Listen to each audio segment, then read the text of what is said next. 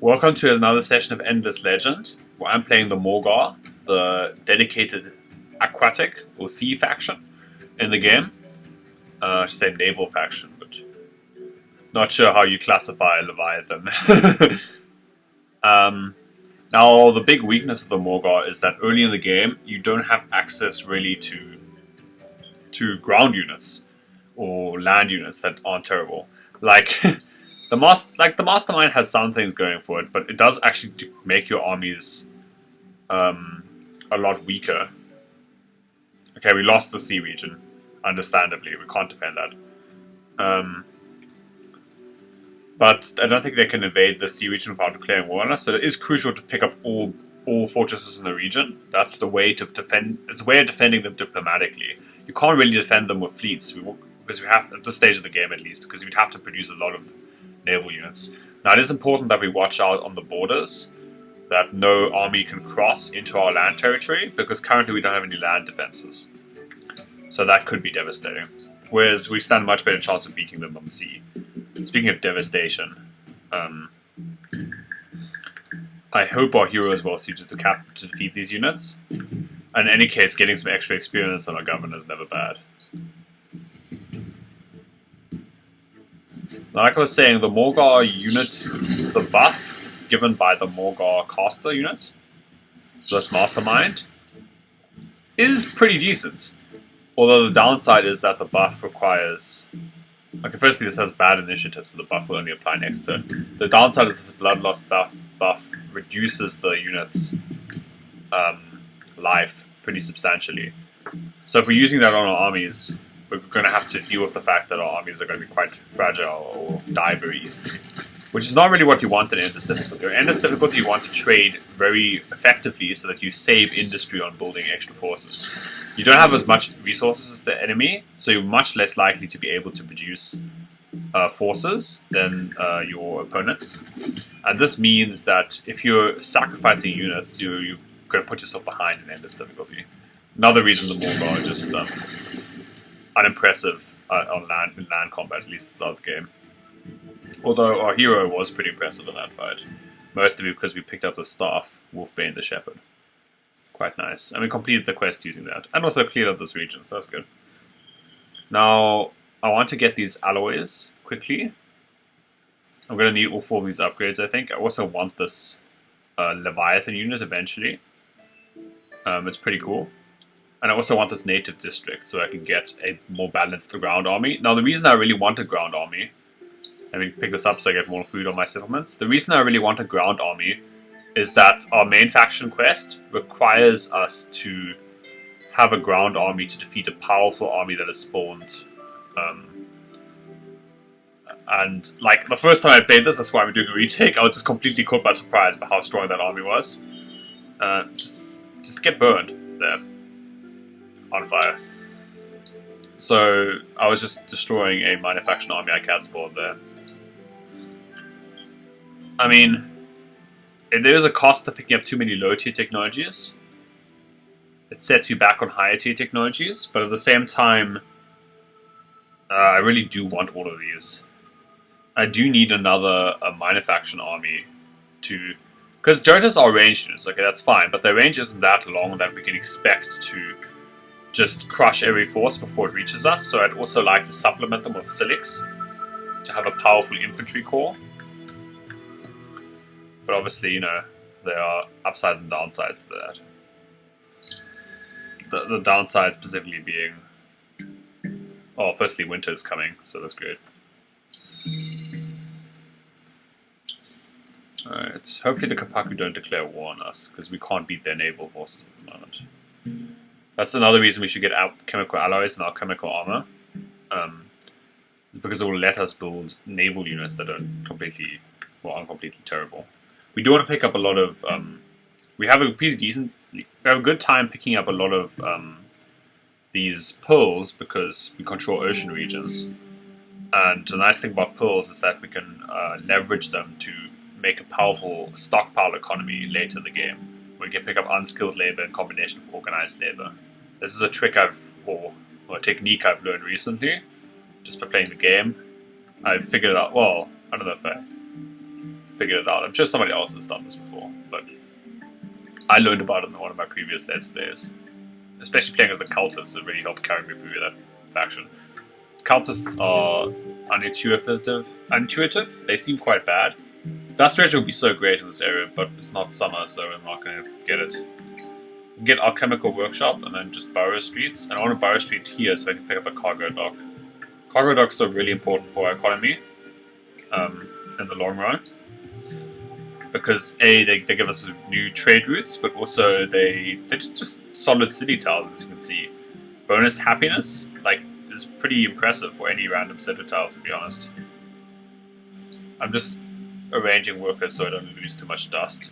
It's unfortunate to have to use workers for dust, but you just have to get over yourself and do it. At least I had to get over myself, let's put it that way. I'm just going to place the docks here because there's more potential to build around it, though I don't think it matters too much. Yeah, maybe it's best to place the docks here. Actually, no.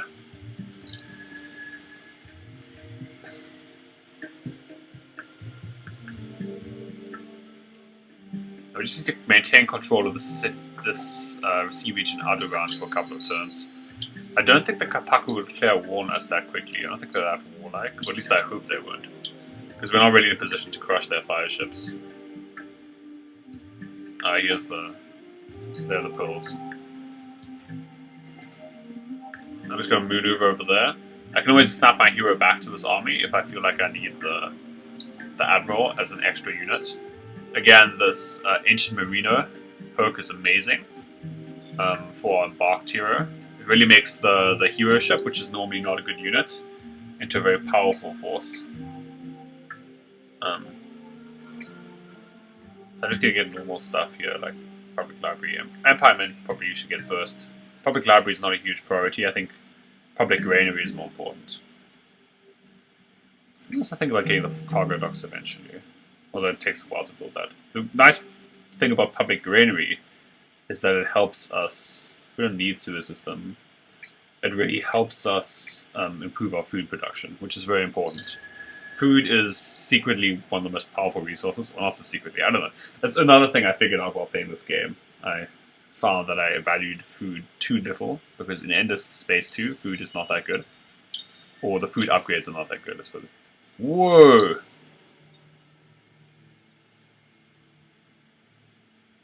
Okay, we request a black spot. Yeah, let's do that. We put a black spot on them. They wanted the black spot on them. So I don't see how they have armies in the near vicinity. So red is declaring war on us. That's really, really, well, I want to say a red flag, but it is kind of. Now we have to be quite worried. I can start producing units and then plan on retrofitting them later. Now they only have range 2, but they have a free counter. So we can equip them with shields, or we can equip them with bows. Now bows do more damage and have higher attack, but this way we have, well, we have a lower attack, but the damage, our differential is noticeable, but it's not as bad as it could be. And we also get good blocks. Although we have more glass steel production than titanium production, which is better. It's the difference between a bit of extra damage and a lot of extra,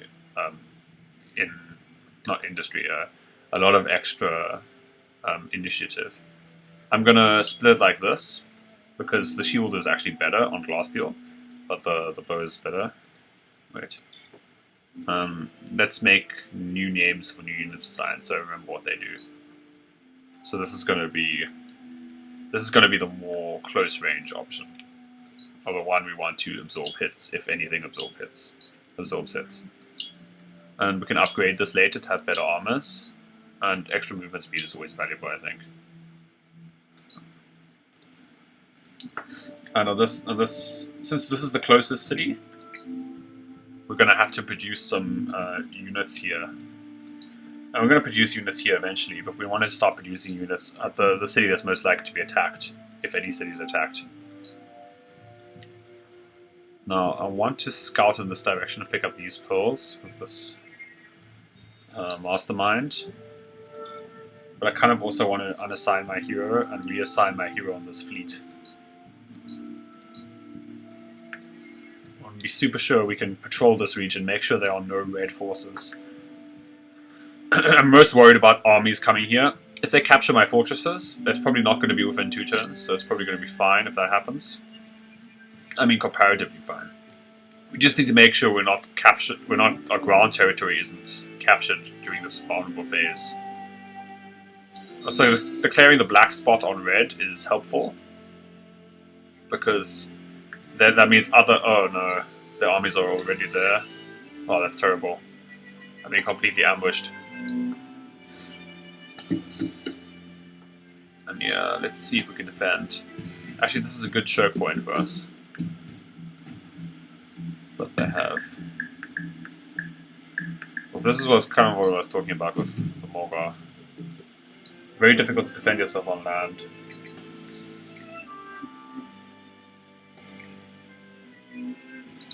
Very easy to overextend yourself. I just want to make sure this hero stands here, resolute, and we don't actually need to engage multiple enemies. Actually, we can always move this hero back and make sure that this choke point is more favorable for us. Which unit moves first? This unit? So if they engage our hero, that's not going to happen. But yeah, they are going to. So 2 units will attack our 1 unit. So that's not ideal. What is ideal is that they're missing every time. So they don't have any ranged units, so that is good. I guess which unit has high attack? We should prioritize killing that one. Oh, this unit has high attack. If they keep missing, that's good. No, they don't. Yeah, I guess I could have prioritized units earlier. The main thing I should have done differently is I should have tried to cut off their sea escape route. It's possible we'll lose the city. Yeah, it's quite possible we'll lose the city.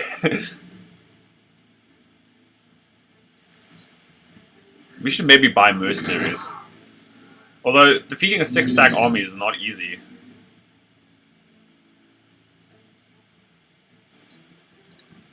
Obviously, a hero being wounded here is not great. Losing out on heroes is not ideal.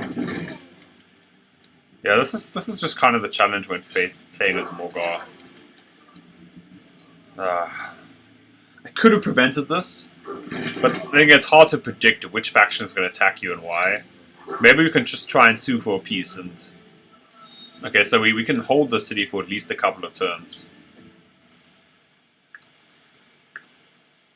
Yeah. But there's no way we can... Ugh. What do they want? I have to give up a listening post. Or a city. That's very awkward.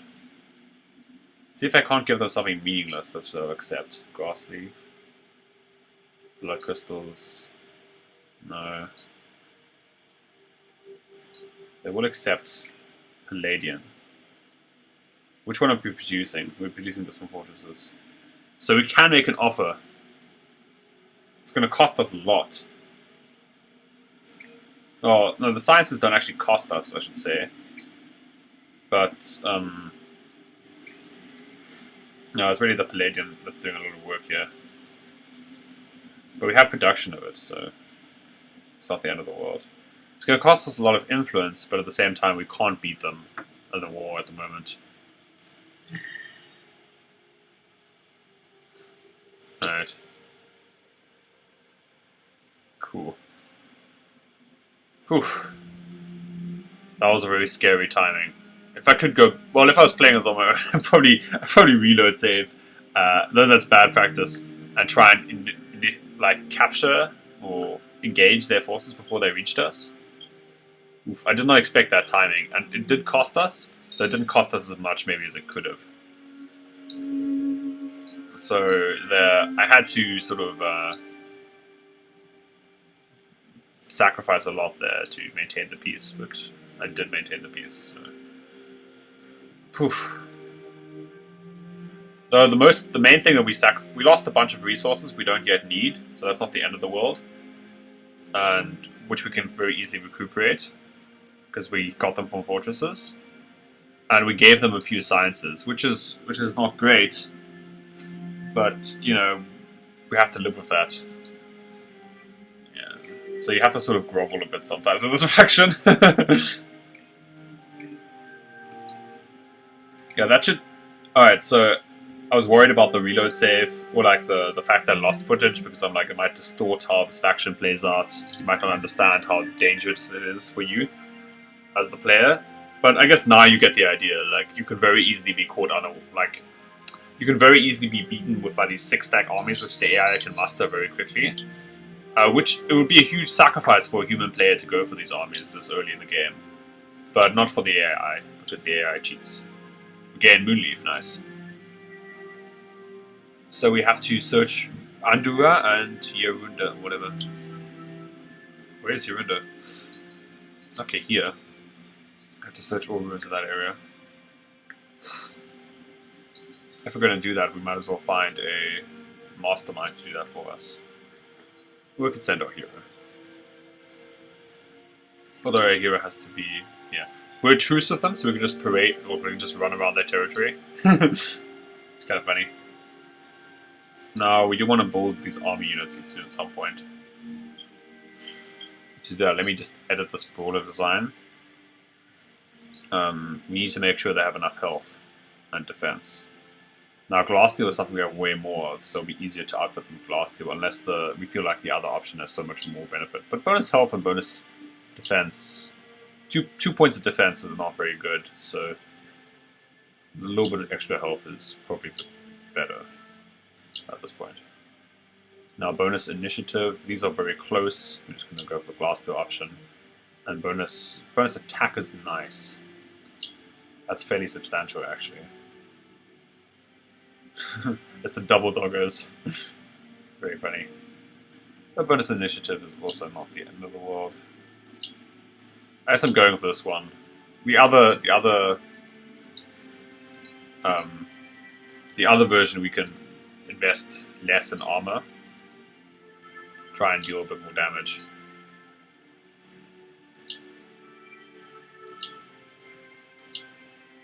We can actually just give it the glass steel armor, we don't care that much.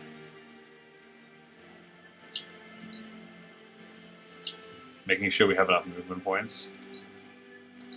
That's quite relevant. I guess once I picked up the docks in this Borough Street and then I've leveled up that docks, I can just think about just getting a bunch of these army units on this city.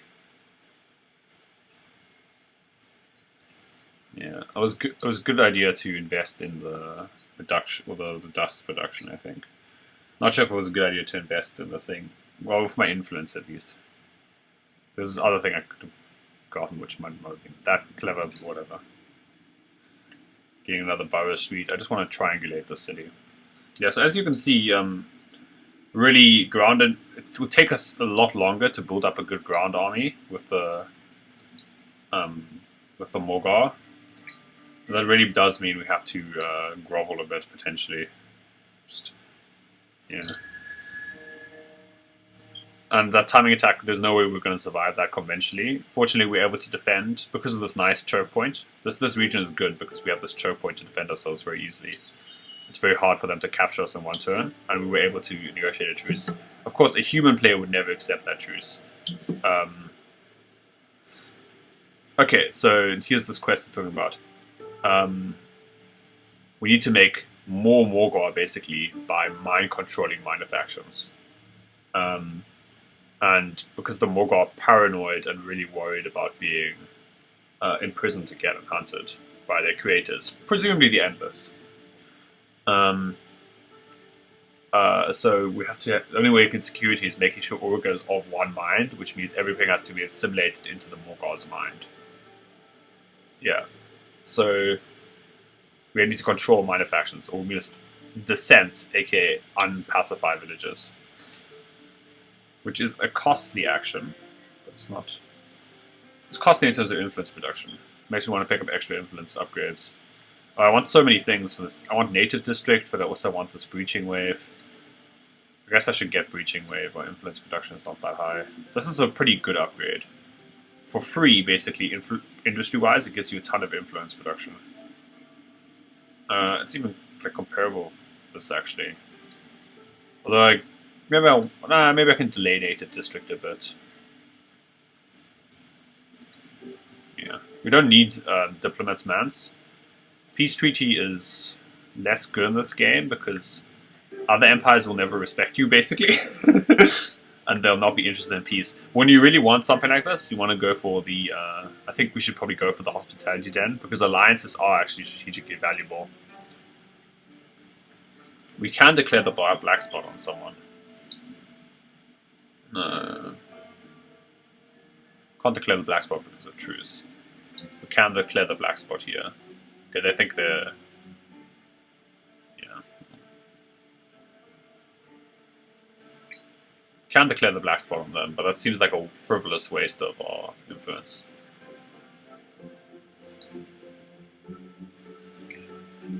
I do want to get these units, so I should delay the main quest. I think there is a likelihood of getting a big fight, and for that big fight we need a ground army. And investing in ground army is not trivial, at least. And I can pop this moon leaf, which we picked up from the quest. I think we should get a lot of bonus sinus. Complete this tier relatively quickly. And also want to get the extra influence production from this so we can get better empire plans. How much is it actually giving us? We have 3 facilities here. So we have plus this. So that's 4, 7, 11, 14. So that's 14 extra influence per turn at no industry cost. That's pretty impressive. And it only gets better as we extend our influence over the seas. Which is our plan, basically, I think. Our plan is to build up our naval forces. Speaking of which, I should edit this war. The reason I want to go edit war is because we can transform our old wars into new wars. Improved movement is important. Yeah. And we can also pick up a better prow if we want bonus life and protection. That's good. Now this gives us guard, which makes us better defending fortresses. Improved vision, tidal mastery. The best is probably tidal mastery because it gives us bonus movement speed. We could also go for this Fomorian Slayer, but then we don't have to worry too much about the Fomorians. I'm not sure. It doesn't say... Wait. Let's look. Are these Fomorian units? I think they are, actually. If they are Fomorian units, then that Fomorian Slayer is way better than it looks. Let me actually try that out. I just pick up Fomorian Slayer. Then that means we'll get bonuses attacking their random ships. Acid Spray is good. If he's using their defense is nice. This biting is fine, but like I think I want to stay on Acid Spray for now. So we can upgrade our Vors in this fleet at some point. It's going to cost us a lot of dust and good amount of resources. So we're going to save that for later. But it's good to have that option right away, so we can just quickly upgrade our army units. And also when we produce new wars, we might as well produce the new designs.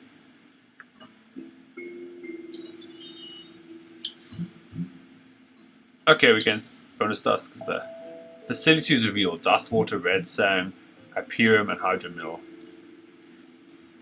Do we get anything? Oh, we got Hydromill. That's nice. It's a high tier resource. What does this facility do? Increases luxury resources. That's great. Yeah, we're getting a lot of luxuries very quickly. And we got Hyperium. That is amazing. This is why it's so great to play with the sea, is because you get these high tier strategics relatively easily.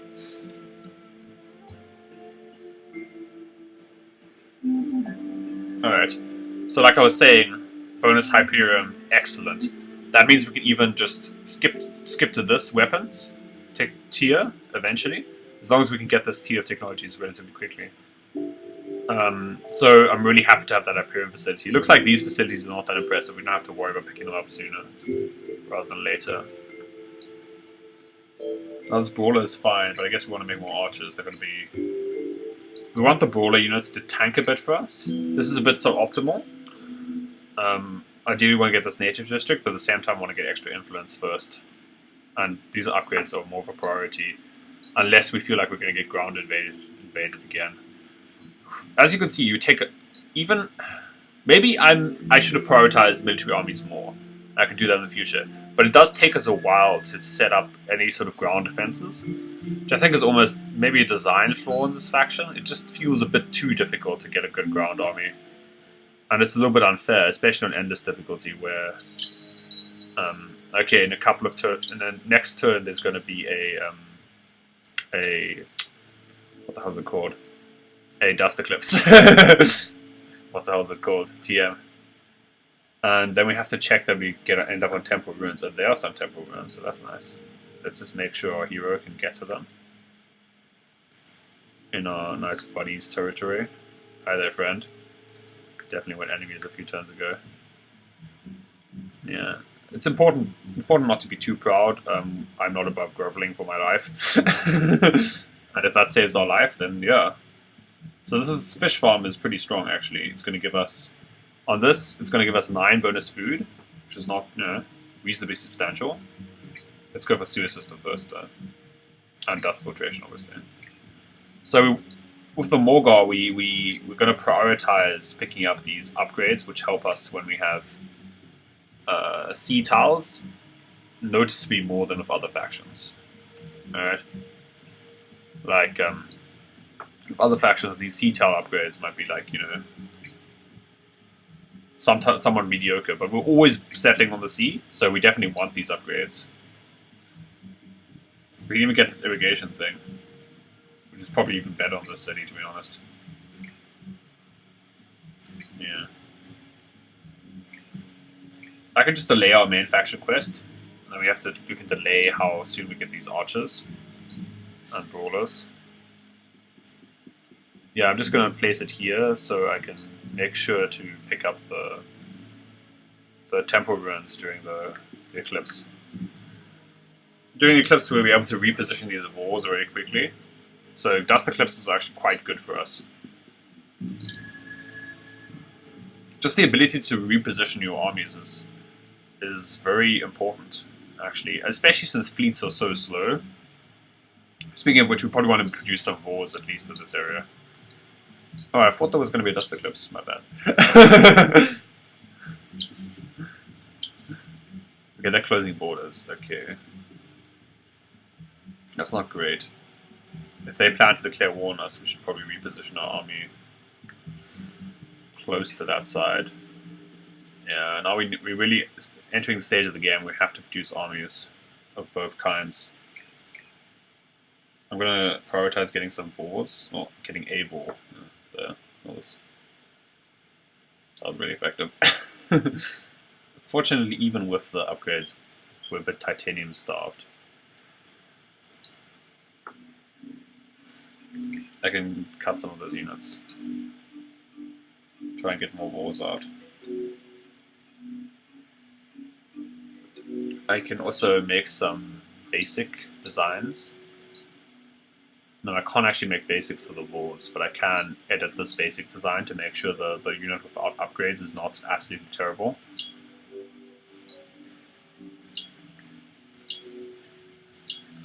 Yeah. Okay, that's good.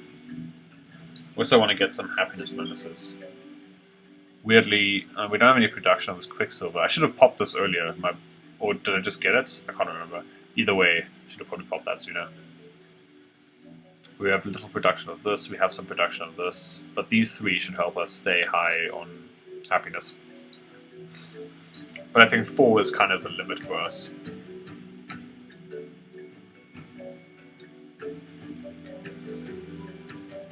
We just want to maneuver our fleets to this area in case Orange decides to make any moves. It looks like Green is not that aggressive towards us for once. They're just dismissive of us, actually. Never mind.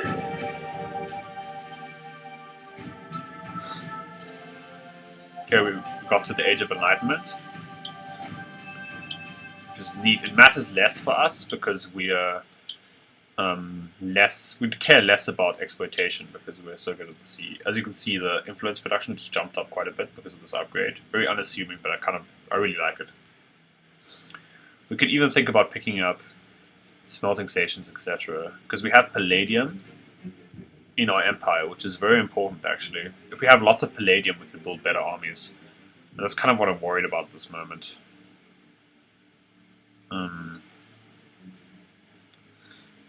I could also I'm thinking about getting unskilled labor, but I think I'll wait till I can get both into unorganized labor at the same time. I think I almost want to prioritize the smelting station.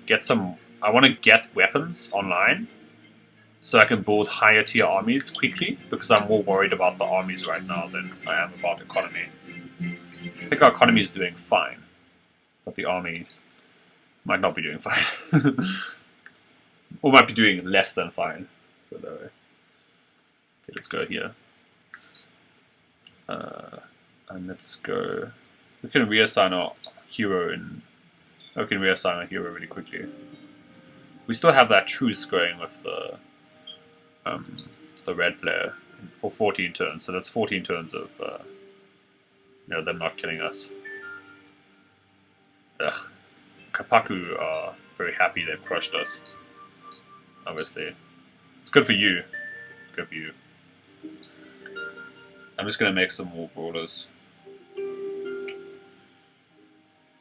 Well, I'm just gonna try and balance war and normal unit production. No, we don't actually have that much glass there anymore.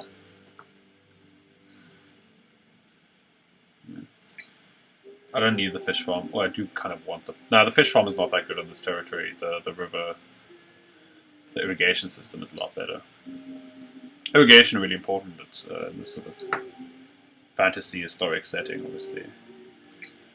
One of the main things that helped, for instance, Egypt become a superpower way back when was that the Nile helped irrigate farmlands, etc. So that's historically accurate and good. I kind of want to get a land commander at some point. I also want to think about messing with some of these villages to complete our faction quest, but only once we have a ground army.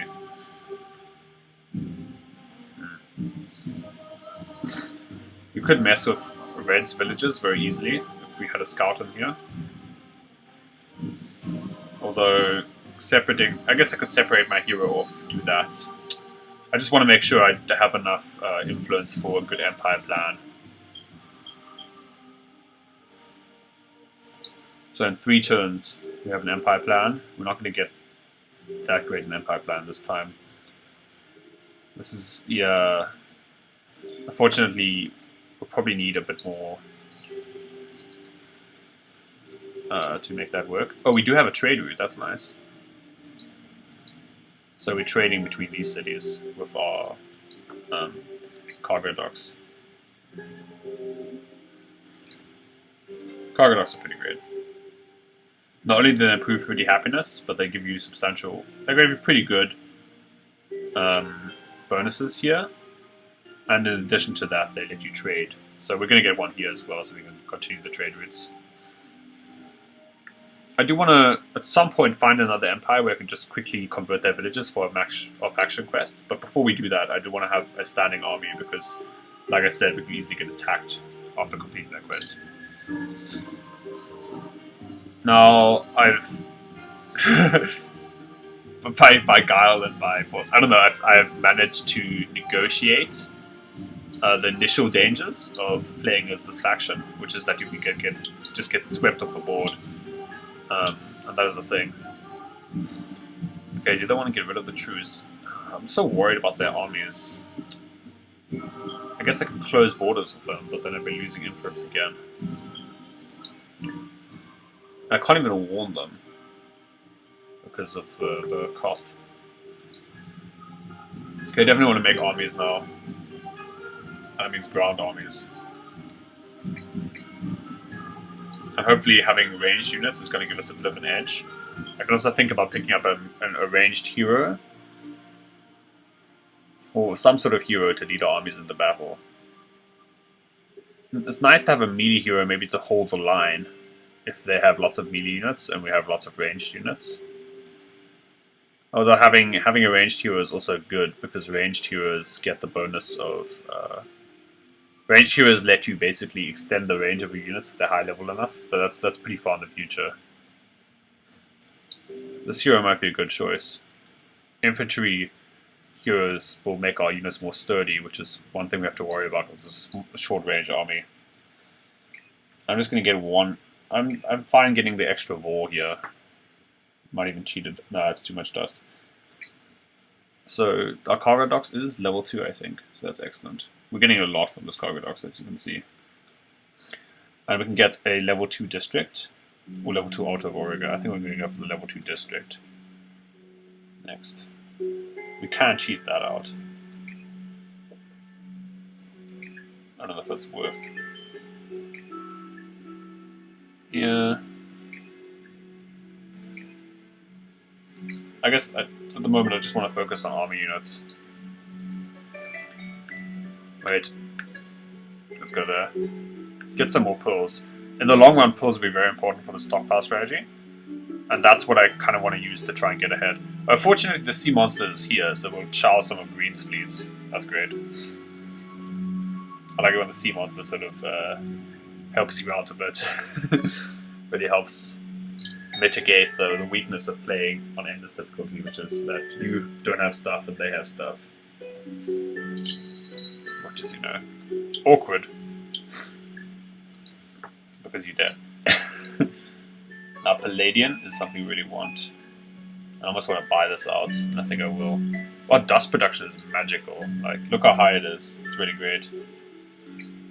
Get extra Palladian. That is really the resource we're banking on here.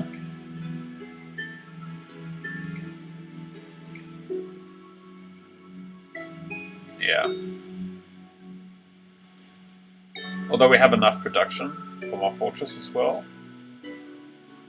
Yeah, but I definitely do want this uncommon armors and uncommon alloys as soon as we can get them. Because that, like, I'm most worried about just being crushed off the board here. I'm going to pick up another hero now. And like I discussed, I kind of want Long Fangs. The army damage boost is important. Wait. There was another hero I was more interested in for some reason. Army damage boost is solid. Empty belly is a bit better because empty belly has army damage boost 2 and army attack boost, which will make our army substantially better just by having this hero in our army. And we're gonna just assign that hero to our army here.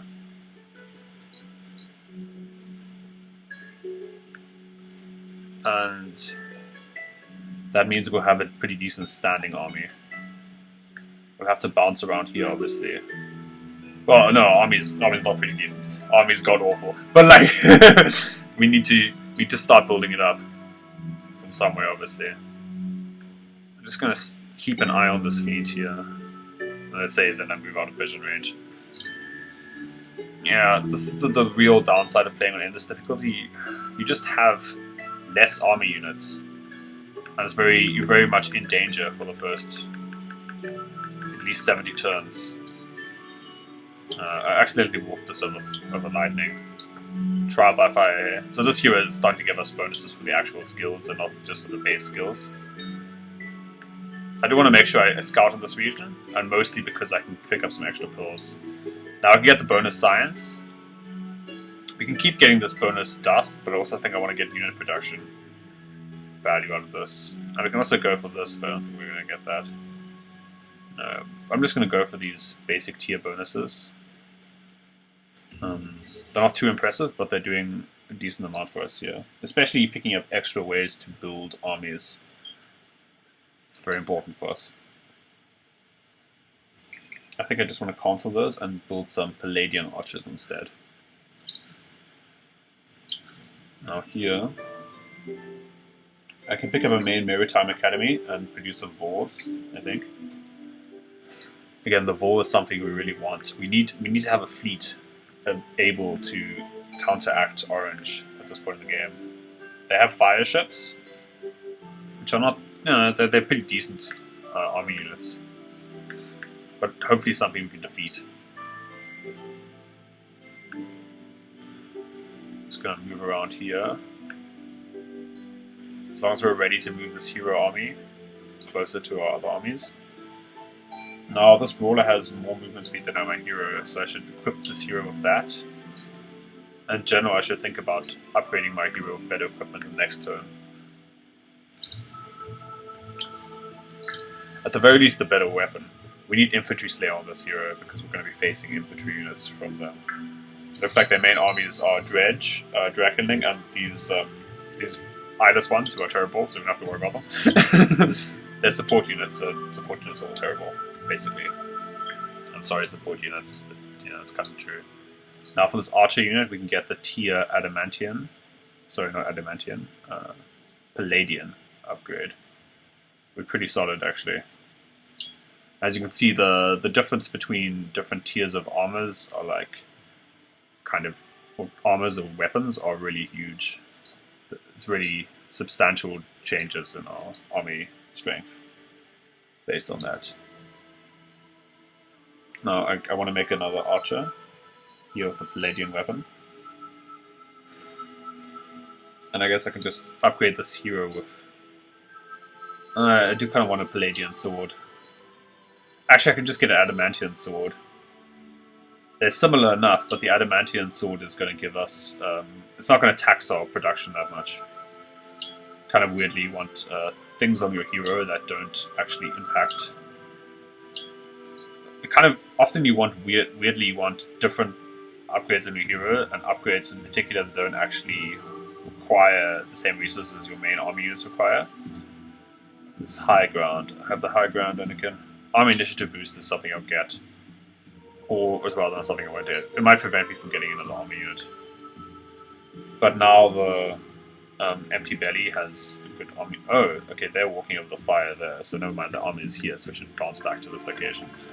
Speaking of armies, we're going to connect this war with the other wars. And I almost want to rework these archers so they don't have anything that costs anything but Adamantian. So we're not taxing our other resources too much. If they have any... No, okay. We can also pick up the better movement upgrade. Movement upgrades are really important because, otherwise you don't get to where you need to get to, which is bad. Wait, I meant to edit this unit. Movement upgrades are like something that's weird. You wouldn't necessarily think they're good if you're new to the game, but they are really good because just not having the army in the right position at the right time is often disastrous. Okay. Obviously, these archer units are not perfect, but I think they're the best in the bad lot, to be honest. Sorry, guys. We can get an Adamantian extractor, but only one extra Adamantian per turn is not amazing. Speaking of which, I'm almost feeling the native district again, just so I can get some Silics to gum up the ground, but also because Silics will get us bonus resources for strategics. I'm really committing my tech very hard in the direction of military at the moment. Which is, I don't think, a bad idea, because we're very worried. If we're worried about everything, we're worried about anything, we're worried about, not worried about everything, but I'm worried about potentially just losing on the seas or on the ground. It would be really bad. I guess I do want the Adamantian at some point.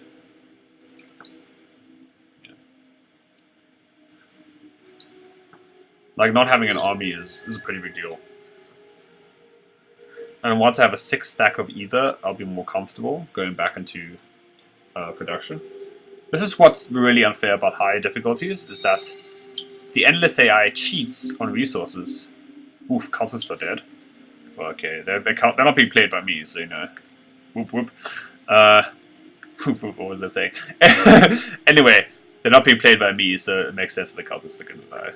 We're still at truce to this faction. They're still roaming through my territory, which I'm not comfortable with. But okay, nothing I can do about that. Or I can ask them to leave, I guess. But yeah, nothing apart from asking them to leave I can do about that. I'm gonna get a couple of extra brawlers, I guess. Yeah.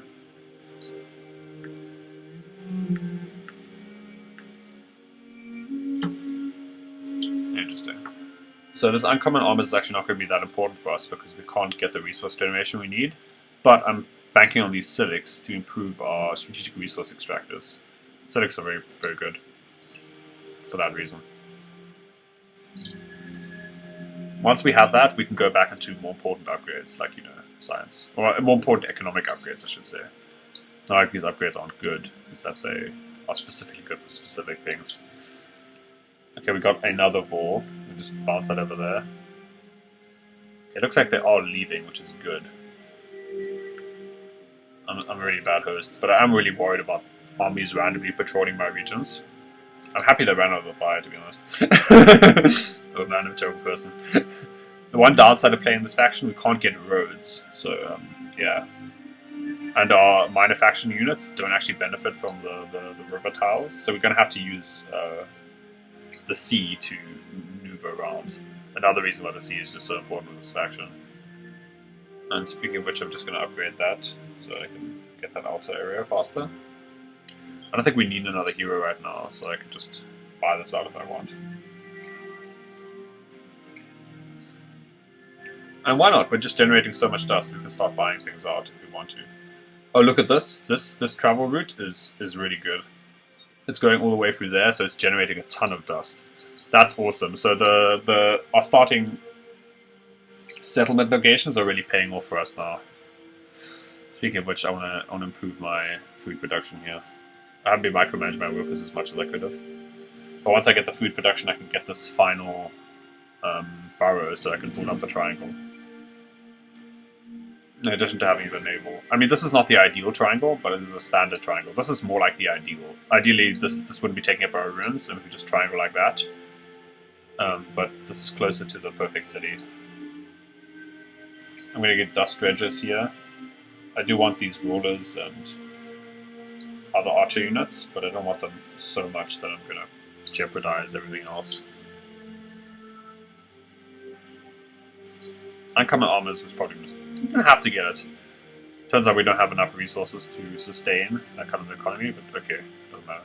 Just sending my scout down, picking up some extra pearls. One advantage of being a sea faction, it's very easy to pick up the pearls on the sea. Makes it just very easy to pick up all the pearls you need in general, so that's great. Yeah. I think this Fomorian Slayer is going to help us destroy ships.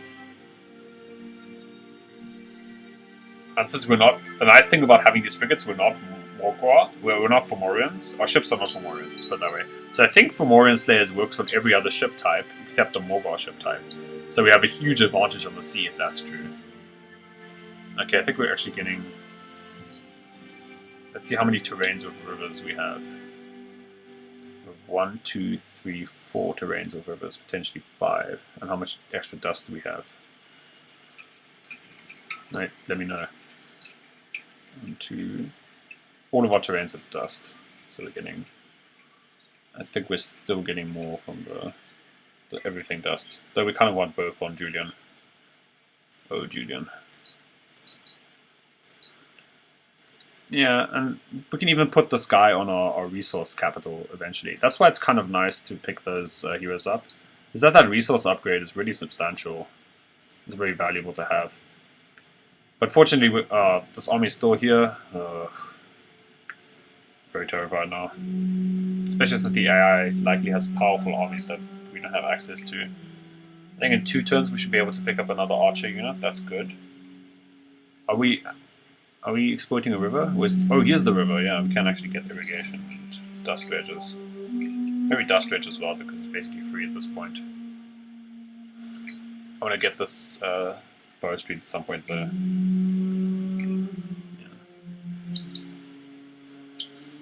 Okay, here we got to go on the cargo docks, pick up the public library, and then start building some borough streets. I've been neglecting that a bit on the settlement.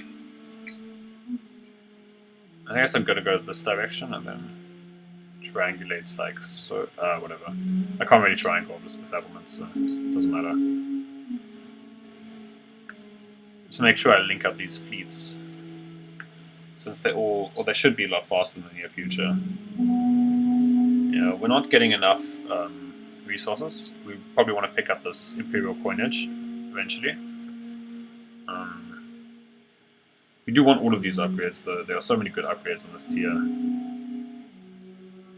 well, so many. There are a couple of good upgrades on this tier. That we do need to pick up Imperial coinage. I'm kind of really staying on tiers 1 and 2 a lot for our researchers. Because I'm kind of paranoid about the future. Well, it's quite appropriate that I'd be paranoid if I'm playing the Morgawr, actually. Think about it, you know? This is pretty good. Yeah, and this is pretty good. We're gonna get those science upgrades next, after we get up the Imperial coinage. I just want the Imperial coinage to buy all the strategic slash luxuries I need. Yeah, really, I am prioritizing these low tier resource sciences. It's setting us back a bit, but I think it's fine. And I do want to be able to build up enough armies. Again, playing the Morgawr is not easy. I'm sure I'm making a lot of decisions which you could improve upon at home. And you know, that's part of the aim of the series, to be honest. Like, I'm not going to play a model game with Endless Legend. I might with Endless Space too, but not with Endless Legend. And I also want to just play some games, make some decisions. Also do things that help you sort of try and figure out what is actually best. Even if I don't find what is actually best. Okay, here we can just build out over there. I think that's fine. We slacked off in terms of getting the necessary things there. Our hero ship is probably reasonably slow. No, it's not actually. It's actually not, but it will be slower than these Vors. No, it won't actually. Vors are slow. Okay, Vors are pretty slow. And I say slow. They're actually faster than the average ground unit, but you can't easily get them speed upgrades. And also in the sea, you feel that slowness. You feel the slowness. You feel the lack of speed a lot more. If you build an alchemy workshop, you get this dust depository. That is amazing. Let's get an alchemy workshop somewhere. Have we gotten it?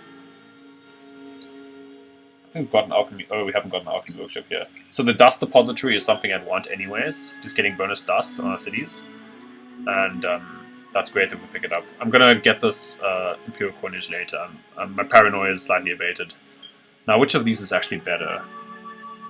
They're both giving us a ton of dust. I guess population? Well, this does actually give us per population as well. This is probably a bit better though, in the end effect. And we'll just, yeah, support it like that. Let's maneuver this army up.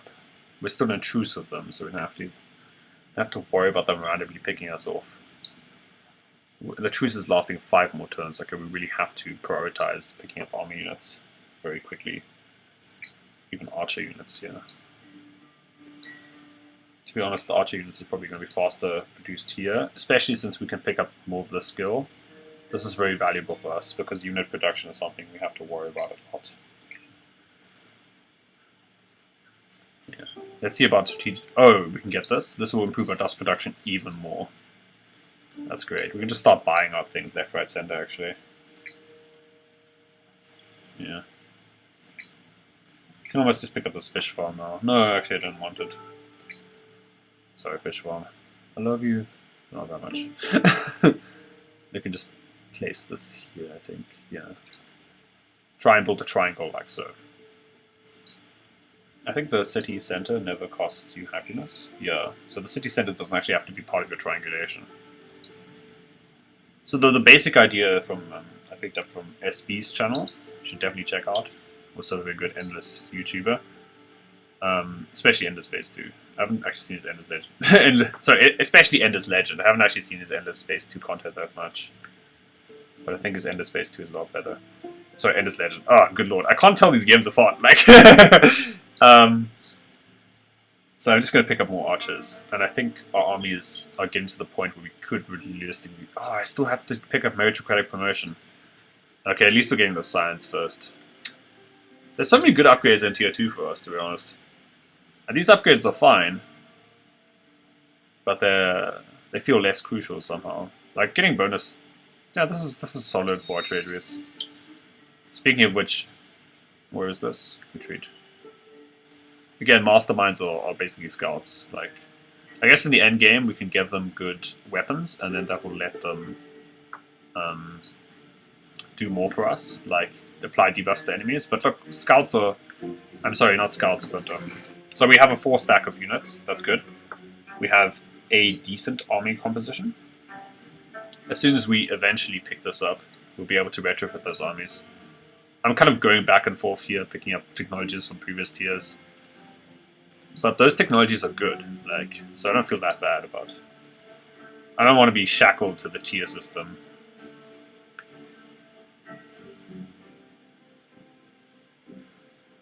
Yeah, speaking of which, we need more strategics. Okay, now we have a 4 stack of units. 2 of them are archers. And they have adamantium bows, I think, which makes them a lot better. So we can actually deal decent amounts of damage.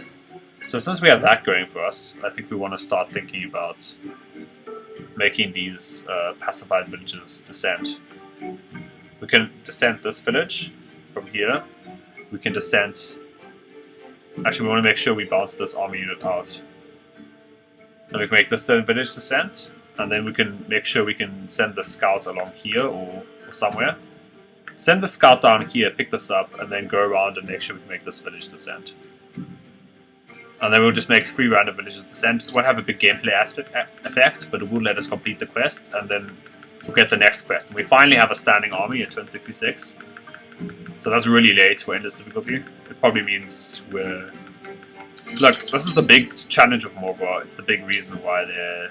I don't want to say unviable, but why they struggle a bit on endless difficulty. No! Run! Ah, damn it. So we do struggle a bit on endless difficulty because of that. Which is unfortunate. Hey, it's the sea monster. It's good that the sea monster is protecting us a bit from that side. Now we need to move, want to move here so we can just send 2 of their villages there. Red as a player we're kind of worried about, we don't mind screwing them over a little bit. Okay. I'd rather have a brawler than another one of these. But extra units are fine no matter what now. Where's Red? Okay, Red's army is here. I'm not going to say we could take them, but their army is kind of weak at this moment. Yeah, actually, maybe we want to take them. How long is this truce lasting us? 3 turns. As long as they just keep walking to the fire like complete idiots, we'll be fine. And we got the dust repository. Excellent. That is really nice for us. We just have to find the city with the most population. Which is... kind of our capital, but low-key this place. So let's get this dust repository next turn. We reactivate Grasshook. Grasshook was really helping us with our trade routes here. It's really wonderful, a wonderful resource to have. And now we can actually think about making some powerful harmonite tanking units. So we're getting a decent amount from our cities. We just need to make sure we pick up the ones that are better. Bonus initiative is less impressive than bonus attack. And it's only 3 points. So these are similarly good. We don't have to worry too much about which we pick and which we... Actually, this is way better now that I think about it. Because the bonus defense is much more important. So let's go like that. And now a weapon. Getting stun on a weapon is fine, but these units have terrible initiative, so I think we rather want sweep strike back. And we're going to get here. Okay, and now we can make... Actually, let's edit this instead to be the unit that doesn't require special resources. So we can build tanky units that don't require that. And let's make a new one. And the idea is that we have archer units with some range and fat tanking units to protect our front lines. The bonus defense is really crucial because defense is really the resource you need to keep units alive.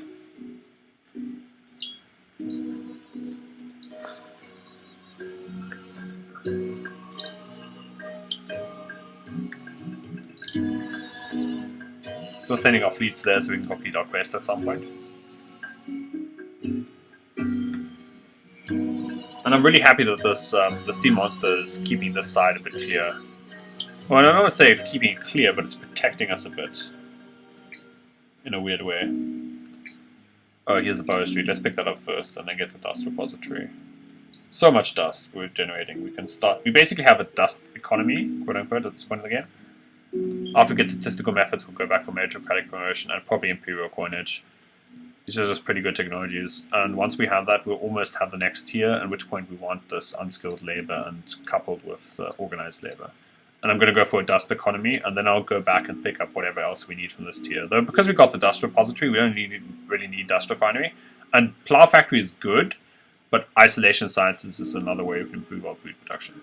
So I'm not too worried about that. And we kind of have, instead of this plow factory, we kind of already have this agricultural sciences to help us with our food. So we can start building like that, get that, and then triangulate like here. Okay, cool. So our Morgwar playthrough is going surprisingly well. We had to bend the knee to red, which is obviously, you know, undesirable, but it's what we have to do to survive. We have to do this. And hopefully we can build up some armies to challenge our enemies in the near future. So, yeah, join me next time as I continue my playthrough of the paranoid Morgawr. Morgawr. That's Morgawr. I'm so bad with names and pronouns in this game. Ugh. Deeply offensive. Anyway, join me next time as I continue my playthrough with this awesome but slightly fragile faction. And hopefully we're gonna start become a bit less fragile at this point in the game. So see you soon. Hope you enjoyed it and learned something. If you did, consider subscribing.